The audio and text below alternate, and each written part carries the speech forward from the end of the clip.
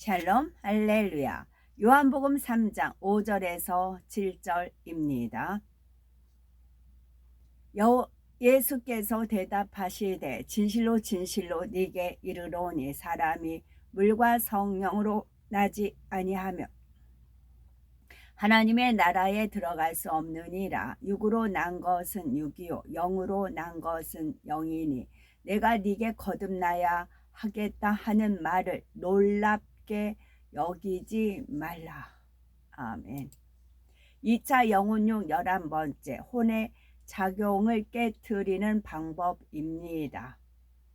사람은 눈에 보이는 육으로만 이루어진 것이 아니라 몸 안에 보이지 않는 영과 혼이 있습니다. 그래서 자신의 몸, 곧 육뿐만이 아니라 영과 혼에 대해서도 알아야 참으로 자신을 안다고 할 수가 있지요.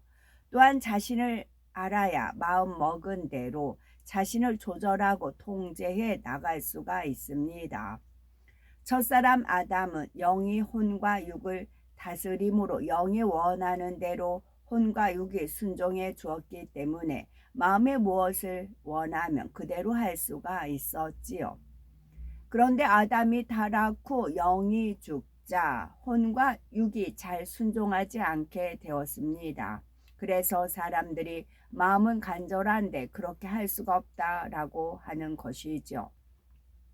신앙생활도 마찬가지입니다. 마음에서는 죄를 버리고 싶고 새 예루살렘을 소망하며 말씀대로 살기 원하는데 사람이 육에 거하는 만큼 혼과 육이 순종을 하지 않습니다.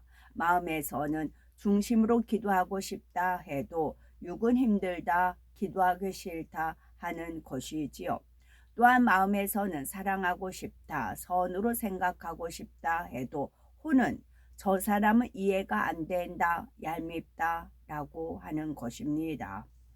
그런데 주님을 영접한 후에 영이 살아나면 기도하여 하나님의 능력을 받음으로 불순종하는 혼과 육을 진리 안에 보충시켜 나갈 수가 있습니다. 성령으로 영을 나아가는 만큼 성결되는 만큼 영의 힘이 점점 강해지기 때문에 마음이 원하면 혼과 육이 그대로 순종하는 것입니다.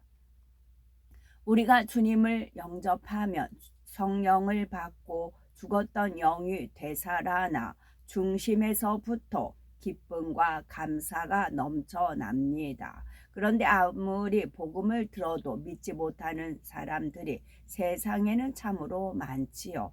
이는 그들의 혼이 강하게 작용하기 때문입니다. 예를 들어서 눈에 보이지도 않는 하나님을 어떻게 믿는가? 동정녀가 어떻게 잉태할 수가 있고 죽은 사람이 어떻게 부활할 수가 있는가? 이렇게 혼의 작용이 먼저 일어나기 때문에 전도를 받아들일 수가 없는 것이지요.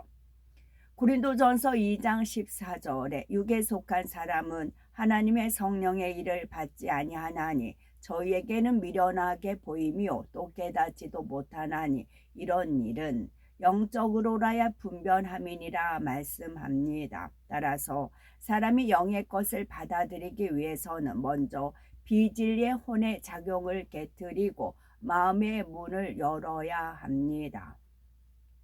비유를 들면 삶은 계란의 노른자를 먹기 위해서는 겉껍질과 흰자위를 먼저 벗겨내야 하며 또 대문 밖에 있는 사람이 안방에 있는 집주인을 만나려면 먼저 대문을 열고 집 안으로 들어가서 안방문을 열고 방 안으로 들어가야 하는 것과 같습니다. 이처럼 먼저는 혼을 깨트리고 그 생각의 문을 열고 다음에 마음의 문을 열어야 복음이 사람의 영에까지 닿을 수가 있는 것이죠. 그러면 어떻게 해야 혼을 깨트릴 수가 있을까요? 가장 중요한 것은 상대가 스스로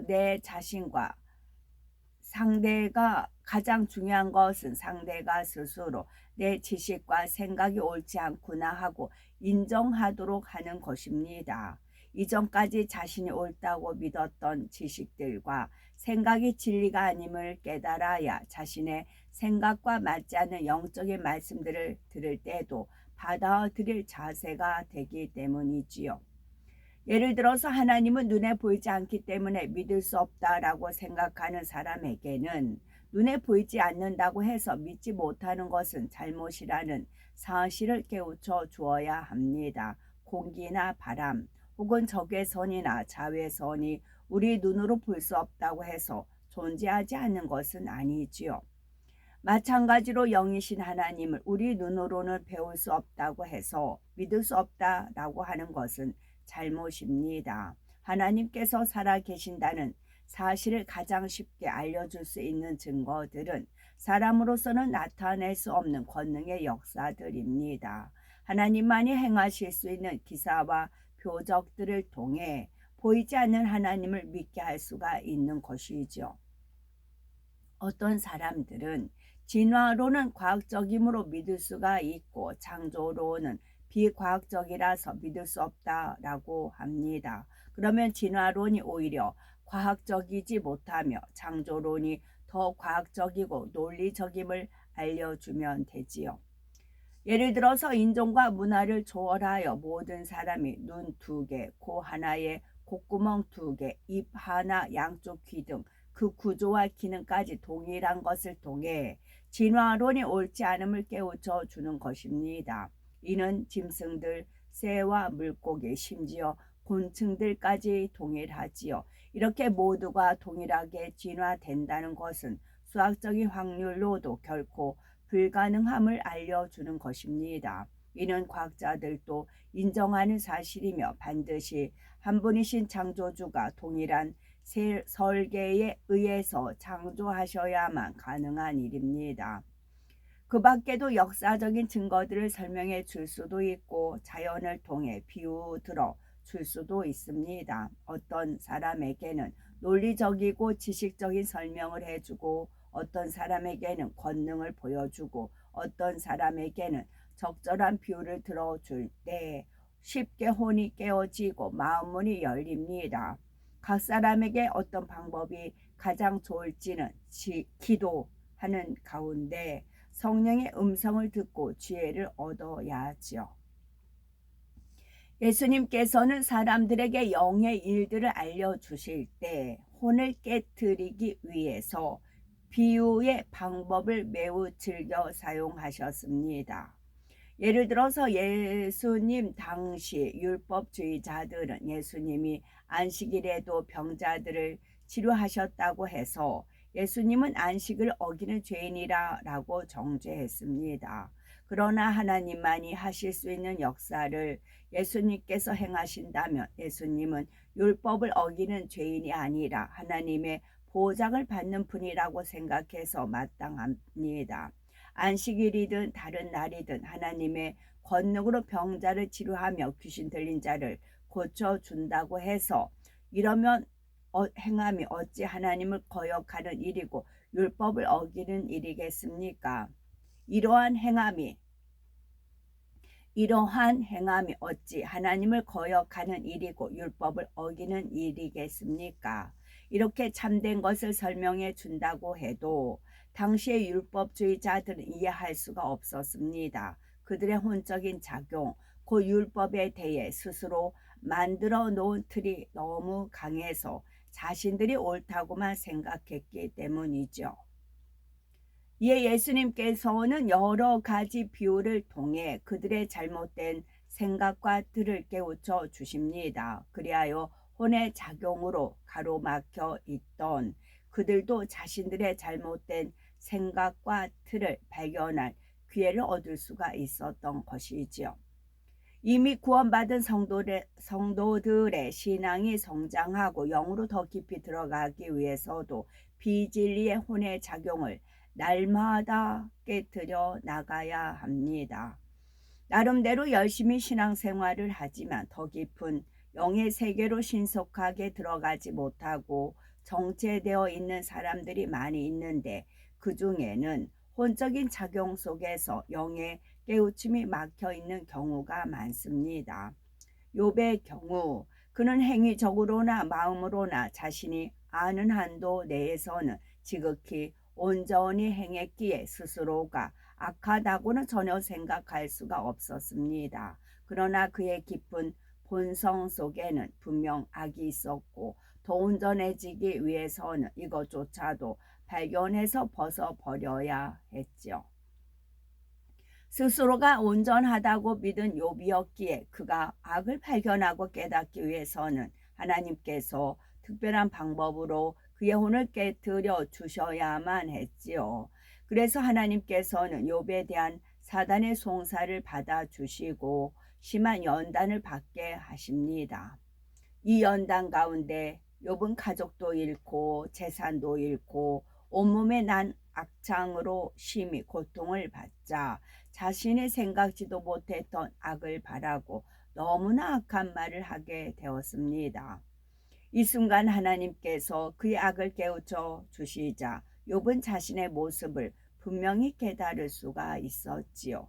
그리고 이를 철저히 회개하여 버림으로 더 깊은 영의 차원으로 들어갈 수가 있었고 육적으로도 이전보다 갑절이나 더 큰 축복을 받을 수가 있었죠. 오늘날도 혼의 작용을 깨뜨려 버릴 때라야 내 자신의 악함과 부족함을 발견할 수가 있습니다. 그렇지 않으면 신앙생활을 오래 했다 해도 변화가 더디고 영적으로 정체되기 마련입니다. 신앙생활 오래 했다 해도 변화가 더디고 영적으로 정체되기 마련입니다. 영적으로 정체된 상황을 벗어나고 싶으면 어떻게 해야 된다고요? 혼의 작용을 깨뜨려야 됩니다. 그래서 자신의 악함과 부족함을 발견해야 됩니다. 그러면 영적으로 정체가 된다는 것은 내 자신에게 하나님 보시기에 나한테 악함이 있는 것이고 부족함이 있는 겁니다. 그래서 혼의 작용을 깨뜨리는 작업을 계속해 나가야 됩니다. 그것이 곧 마음과 귀에 할례하는 작업입니다. 귀에 할례하면 하나님의 어떤 말씀을 들어도 은혜가 되는 겁니다. 깨우침이 되는 것이고요. 내 자신을 발견케 하는 것이 되는 것입니다. 그래서 영적으로 정체가 되지가 않아요. 날마다 새로운 것입니다. 허되못해 이제 봄이니까 제가 쑥쑥쑥 하잖아요. 이제 쑥을 뜯으면 이제 천년 왕국 때도 쑥이 있나요? 이제 제가 이제 그러죠. 당연히 쑥이 있지요. 천년 왕국 때. 그러면 영적으로 정체 안 되고 쑥쑥 거기에 한정되지 않고 천년이란 세월 그때로 넘어가는 거죠. 밭 넘어가니까. 그때도 쑥이 있나? 그러면 쑥 보면 저는 너무 기뻐하겠네요. 또 쑥을 뜯을까요? 그런 이제 말이 되는 거죠. 예를 들어 혹자는 하나님께서 이거는 하지 말고 저것은 하라 하셔도 생각 속에서 이런저런 핑계를 대며 불순종합니다. 내가 이것을 하지 않으면 맡아서 할 만한 다른 사람이 없습니다. 내가 이것을 하는 것이 하나님 나라에 더 유익합니다 하는 등 나름대로 이유가 있는 것이지요. 불순종은 교만이요 악에서 나온다는 말씀을 들어서 알지만 불순종은 교만이요 악에서 나온다라는 말씀을 들어서 알지만 나는 정당한 이유가 있으니 예외의 경우라 하거나 나는 주를 위해서 선한 마음으로 그리하였다 할 뿐 자기 모습을 인정하지 않는 것입니다. 변명하고 둘러대면은 발전이 없어요. 나는 정당한 이유가 있으니 예외다 또는 나는 주를 위해 선한 마음으로 그리하였다라고 하는 것이지요. 그러나 먼저 낮아진 마음으로 자신의 잘못을 인정하고 회개하여 돌이킬 때라야 자신의 중심에 대해서 더욱 밝게 깨달을 수가 있습니다. 이렇게 오늘 깨뜨릴 때 하나님께서도 그를 더 온전케 하시고 더 깊은 영의 세계로 인도하실 수가 있지요. 어떤 사람은 악을 행하고도 그럴 수밖에 없는 상황이었다 하거나 저 사람이 나에게 악을 행했기 때문에 나도 악으로 대응할 수밖에 없었다라고 말하기도 합니다. 그러나 환경 탓, 남의 탓을 하는 것이 아니라 먼저 자신의 악함을 철저히 인정해야 합니다. 요한일서 1장 9절에 만일 우리가 우리 죄를 자백하면 저는 미쁘시고 의로우사 우리 죄를 사하시며 모든 불의에서 우리를 깨끗게 하실 것이요 라고 하셨습니다. 우리 죄를 사하시면서 또한 모든 불의에서 우리를 깨끗게 하신다고요.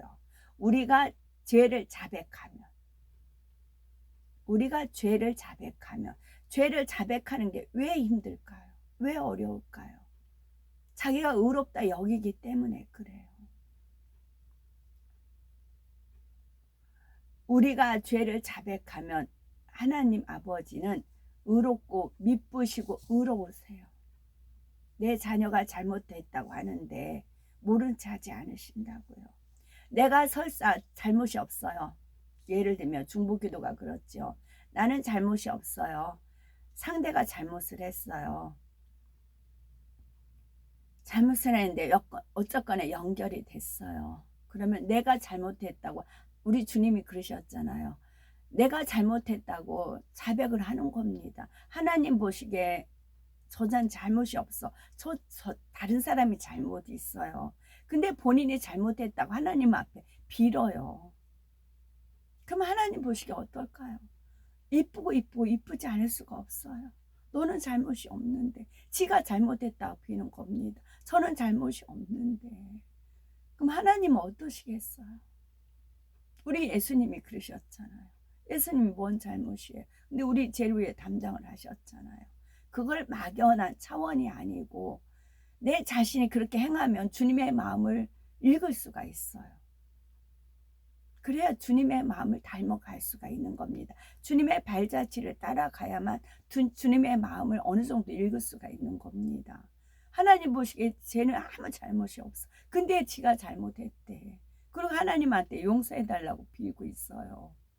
그랬을 때 하나님 마음은 어떠실까요? 그랬을 때 저는 하나님은 미쁘시고 의로우사 우리 죄를 사하시며 모든 불의에서 우리를 깨끗게 하신다고요. 시편 51편 6절은 중심에 진실함을 주께서 원하시오니, 주님께서 원하시는 건 뭐예요? 그 마음의 진실함을 원하신다고요. 내 속의 지혜를 알게 하시리이다. 그 다음에 원하는 게 내 속의 지혜를 알게 하시리이다. 하나님 아는 것이 지혜의 근본이에요. 명철한 자는 거룩한 자를 아는 것이고요. 지혜를 깨닫게 해주신다고요. 중심의 진실함을 주께서 원하시오니 내 속의 지혜를 알게 하시리이다 입니다. 이처럼 진실한 중심으로 말씀 속에 자신을 비춰볼 때, 그리고 하나님 앞에 자신의 잘못된 모습을 인정할 때 참된 회개가 이루어지며 혼이 깨어질 수가 있습니다. 이럴 때 혼이 깨져요. 그래서 영적인 정체에서 벗어날 수가 있어요.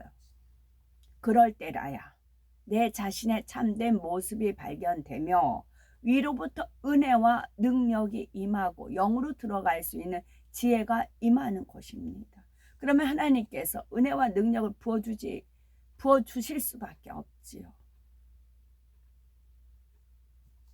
사도 바울은 당대 최고의 가말리엘 문화에서 수학한 사람으로 세상적인 학식과 교양도 많고 율법에 대해서도 많은 지식을 쌓았습니다. 그러나 예수 그리스도를 믿고 성령의 역사를 체험하면서 자신이 옳다고 믿고 있던 육의 지식과 생각, 의와 틀 모든 혼적인 것들을 철저히 깨트리고 하나님 앞에 온전히 낮아진 모습으로 영으로 변화되기를 구했지요. 그 결과 그는 성령의 역사 속에서 하나님과 밝히 교통하며 수많은 계시를 받아 육의 사람으로서는 결코 알 수 없는 영의 비밀들을 알게 되었고 놀라운 권능을 행할 수가 있었습니다.